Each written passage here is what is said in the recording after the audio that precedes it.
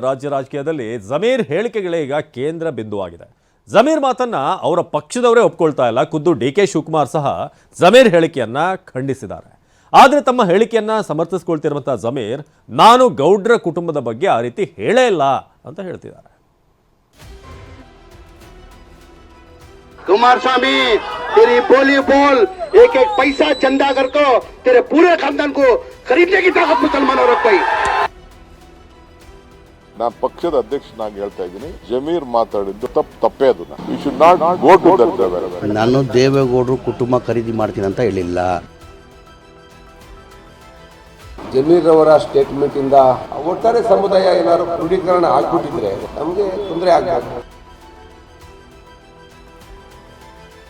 ಅದ್ಯಾಕೋ ಏನೋ ಕುಮಾರಸ್ವಾಮಿ ಕರಿಯ ಅನ್ನೋ ಜಮೀರ್ ಹೇಳಿಕೆ ದಿನದಿಂದ ದಿನಕ್ಕೆ ಸಚಿವರಿಗೆ ಮಗ್ಗಲು ಮುಳ್ಳಂತಾಗಿದೆ.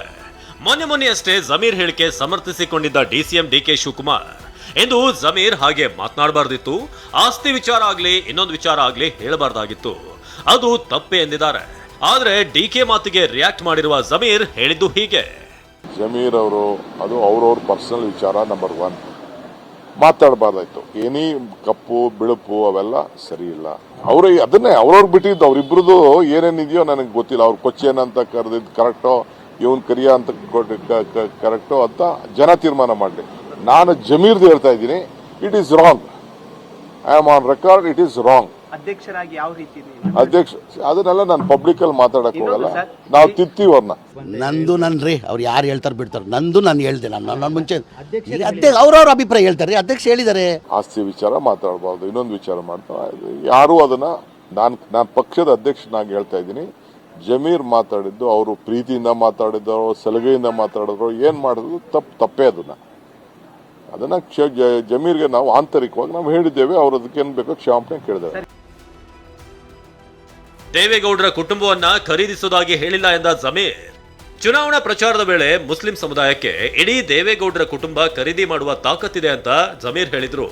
ಇದಕ್ಕೆ ಪಕ್ಷದಲ್ಲೇ ಭಿನ್ನರಾಗ ಎದ್ದ ಬಳಿಕ ಜಮೀರ್ ಮತ್ತೊಮ್ಮೆ ಸ್ಪಷ್ಟನೆ ನೀಡಿದ್ದಾರೆ. ನಾನು ದೇವೇಗೌಡರ ಕುಟುಂಬ ಖರೀದಿ ಮಾಡ್ತೀನಿ ಅಂತ ಹೇಳಿಲ್ಲ ಎಂದಿದ್ದಾರೆ. ಹಾಗಾದ್ರೆ ಅವತ್ತು ಜಮೀರ್ ಏನಂದ್ರು, ಇವತ್ತು ಕೊಟ್ಟ ಸ್ಪಷ್ಟನೆ ಏನು ನೀವೇ ನೋಡಿ. पैसा से क्या खरीद लेता कहते बीजेपी को जाको मुसलमानों से पैसा खरीदे. कुमारस्वामी तेरी बोली बोल, एक एक पैसा चंदा करको तेरे पूरे खानदान को खरीदने की ताकत मुसलमानों रख पाई. ನಾನು ದೇವೇಗೌಡರು ಕುಟುಂಬ ಖರೀದಿ ಮಾಡ್ತೀನಿ ಅಂತ ಹೇಳಿಲ್ಲ. ಕುಮಾರಸ್ವಾಮಿ ಅವರು ಮುಸಲ್ಮಾನ್ ಓಟ್ ನನಗೆ ಬೇಕಾಗಿಲ್ಲ, ಮುಸಲ್ಮಾನು ನಾನು ಅವ್ರ ತಾವು ಹೋಗಂಗೂ ಇಲ್ಲ, ನಾನು ಅವ್ರ ತಾವು ಓಟ್ ಕೇಳೋಕ್ಕೂ ಇಲ್ಲ, ನಾನು ಮುಸ್ಲಿಂ ಓಟ್ ಬೇಕಾಗಿಲ್ಲ ಅಂತ ಹೇಳಿಕೆ ಕೊಟ್ಟಿದ್ದೆ. ಅದು ವಿಡಿಯೋ ಸಮೇತ ನಾನು ತೋರಿಸಿದ್ದೀನಿ. ನಾನು ಆ ಹಿನ್ನೆಲೆಯಲ್ಲಿ ಚನ್ನಪಟ್ಟಣದಲ್ಲಿ ನಾನು ಹೇಳಿದ್ದೆವು, ನೀವು ಮುಸಲ್ಮಾನ್ ಓಟ್ ಬೇಡ ಅಂತ ಹೇಳ್ಬಿಟ್ಟು ನೀವು ಈಗ ಮುಸಲ್ಮಾನ್ನ ದುಡ್ಡು ಕೊಟ್ಟು ಕೊಡ್ತಾ ಇದ್ದಿಲ್ಲ. ಎಷ್ಟು ಮಟ್ಟಿಗೆ ಸರಿ ಅದು? ಟೈರ್ ಅಂಗಡಿ ಎಂದಿದ್ದ ಎಚ್.ಡಿ.ಕೆ.ಗೆ ಜಮೀರ್ ತಿರುಗೇಟು. ದೇವೇಗೌಡರ ಕುಟುಂಬ ಖರೀದಿ ಮಾಡುವ ತಾಕತ್ತಿದೆ ಎಂಬ ಹೇಳಿಕೆಗೆ ಪಂಚ್ ಕೊಟ್ಟಿದ್ದ ಕುಮಾರಸ್ವಾಮಿ, ಟೈರ್ ಅಂಗಡಿಯಲ್ಲಿ ದುಡಿದು ಖರೀದಿ ಮಾಡ್ತೀರಾ ಅಂತ ಪ್ರಶ್ನೆ ಮಾಡಿದ್ರು. ಟೈರ್ ಅಂಗಡಿಯವರ ಹತ್ತಿರ ಮತ ಯಾಕೆ ಕೇಳ್ತೀರಾ ಅಂತ ಪ್ರಶ್ನೆ ಮಾಡಿದ್ದಾರೆ. ಅವ್ರು ಎಲ್ಲಿದ್ರು, ಯಾವ ಥರ ಬಂದರು, ಈಗ ಬೆಳೆದಿರ್ತಕ್ಕಂಥ ದುಡ್ಡಿನ ಮಾತಾಡ್ತಾರೆ. ದೇವೇಗೌಡರು ಕಾಂದಾನೆ ಕೊಂಡ್ಕೊಳ್ತಕ್ಕಂಥವ್ರು ಪಾಪ ಯಾವ ಮಟ್ಟಿಗೆ ಬೆಳೆದಿರ್ಬೋದು ಲೆಕ್ಕ ಆಗಿ.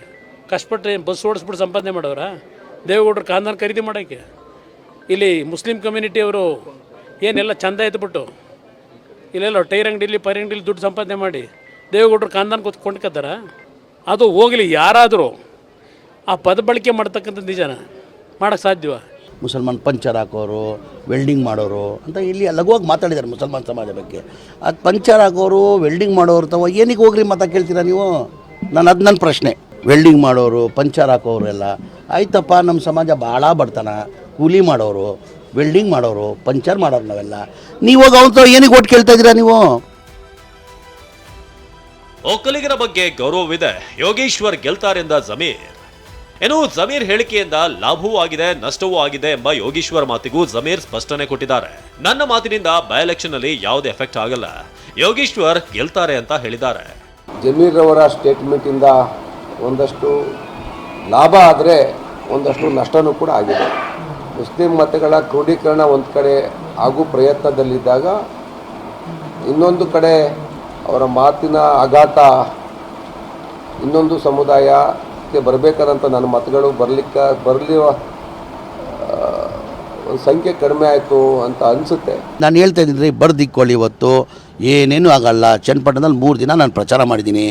ಯೋಗೇಶ್ ಅವರು 18ರಿಂದ 20,000 ಅಂತರದಲ್ಲಿ ಯೋಗೇಶ್ ಅವರು ಗೆಲ್ತಾರೆ, ಬರ್ದಿಕ್ಕೊಳ್ಳಿದು. ಹೀಗೆ ಏನು ಎಫೆಕ್ಟ್ ಆಗಲ್ಲ ಎಂದ ಜಮೀರ್, ನನಗೆ ಒಕ್ಕಲಿಗರ ಬಗ್ಗೆ ಗೌರವ ಇದೆ, ನಾನು ಒಕ್ಕಲಿಗ ಮಠದಲ್ಲಿ ಬೆಳೆದ ಹುಡುಗ ಅಂತ ಜಮೀರ್ ಹೇಳಿದ್ದಾರೆ.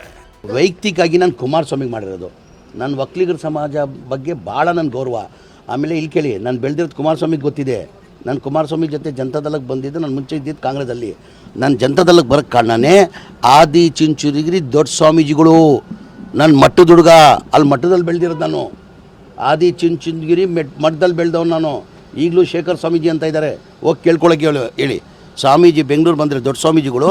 ನಾನು ಪ್ರತಿ ಶನಿವಾರ ಸ್ವಾಮೀಜಿ ಜೊತೆ ಬೆಳಗಿಂದ ಸಂಜೆ 12 ಗಂಟೆ ಮಲಗುವವರೆಗೂ ನನ್ನ ಮಠದಲ್ಲೇ ಹೇಳ್ತಾ ಇದ್ದೆ. ಜಮೀರ್ ಅಹಮದ್ ಖಾನ್ ಏನೇ ಸಮರ್ಥನೆ ಕೊಟ್ಟರು ಬಿಜೆಪಿ ನಾಯಕರಂತೂ ವಾಗ್ದಾಳಿ ನಿಲ್ಲಿಸಿಲ್ಲ. ಜಮೀರ್ ನಡವಳಿಕೆ ಸರಿಯಿಲ್ಲ ಅಂತ ತಿಳಿದಿದ್ದಾರೆ.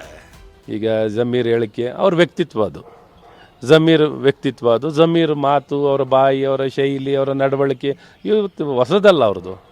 ಯಾವಾಗಲೂ ಇಂಥ ಕಾಂಟ್ರವರ್ಷಿಯಲ್ ಮಾತುಗಳನ್ನು ಯಾವಾಗಲೂ ಹೇಳ್ತಿರ್ತಾರೆ. ಹಾಗಾಗಿ ಅದು ಯೋಗೇಶ್ವರ್ಗೂ ಮಾರ್ಗವಾಗಿರುತ್ತೆ, ಅದರಲ್ಲೇನು ಅನುಮಾನ ಏನಾರು ಇದೆಯಾ? ಏನು ಅನುಮಾನ ಇಲ್ಲ. ಅವ್ರ ನಡವಳಿಕೆ ಇವತ್ತು ಜನ ಪಾಠ ಕಲಿಸ್ತಾರೆ. ವೈಯಕ್ತಿಕ ಟೀಕೆಗಳು, ವೈಯಕ್ತಿಕ ದ್ವೇಷಗಳು ಸಾರ್ವಜನಿಕ ಬದುಕಿನಲ್ಲಿ ಒಳ್ಳೆಯದಲ್ಲ. ಸಭ್ಯತೆಯನ್ನು ಮೀರಿ ಯಾರೂ ಕೂಡ ನಡ್ಕೊಳ್ಬಾರ್ದು. ಸಭ್ಯತೆ ಎನ್ನುವಂಥದ್ದು ಎಲ್ಲ ಮನುಷ್ಯರಿಗೂ ಕೂಡ ಇರಬೇಕು. ವಿಚಾರ ಆಧಾರವಾಗಿ ಮಾತಾಡಬೇಕೇ ವಿನಃ ವೈಯಕ್ತಿಕವಾದಂಥ ಟೀಕೆಗಳು, ವೈಯಕ್ತಿಕವಾದಂಥ ಸಭ್ಯತೆಯನ್ನು ಮೀರಿ ಮಾತನಾಡುವಂಥದ್ದು, ಮತ್ತು ನಾವು ಆಡಳಿತ ಪಕ್ಷದಲ್ಲಿದ್ದೀವಿ ಎನ್ನುವ ಕಾರಣಕ್ಕೋಸ್ಕರ ದ್ವೇಷಗಳನ್ನು ಮಾಡ್ತಾ ವ್ಯಕ್ತಿಗಳನ್ನು ಟಾರ್ಗೆಟ್ ಮಾಡುವಂಥ ಪ್ರವೃತ್ತಿ ಈ ಸರ್ಕಾರದಲ್ಲಿ ಹೆಚ್ಚಾಗಿದೆ. ಸದ್ಯ ಜಮೀರ್ ಹೇಳಿಕೆಗೆ ಕಾಂಗ್ರೆಸ್ನಲ್ಲೇ ಆಕ್ಷೇಪ ವ್ಯಕ್ತವಾಗ್ತಿದೆ. ಜೆಡಿಎಸ್ ಕೂಡ ಜಮೀರ್ ವಿರುದ್ಧ ಕ್ರಿಮಿನಲ್ ಮೊಕದ್ದಮೆ ದಾಖಲಿಸುವಂತೆ ಆಗ್ರಹಿಸಿ ಶಿವಮೊಗ್ಗದಲ್ಲಿ ಪ್ರತಿಭಟನೆ ನಡೆಸಿದೆ. ಅದೇನೇ ಇರಲಿ, ಜಮೀರ್ ಮಾತಿನಿಂದ ನಿಜಕ್ಕೂ ಎಫೆಕ್ಟ್ ಆಗುತ್ತಾ ಅನ್ನೋದನ್ನ ಕಾದು ನೋಡಬೇಕಿದೆ. Bureau report, TV9.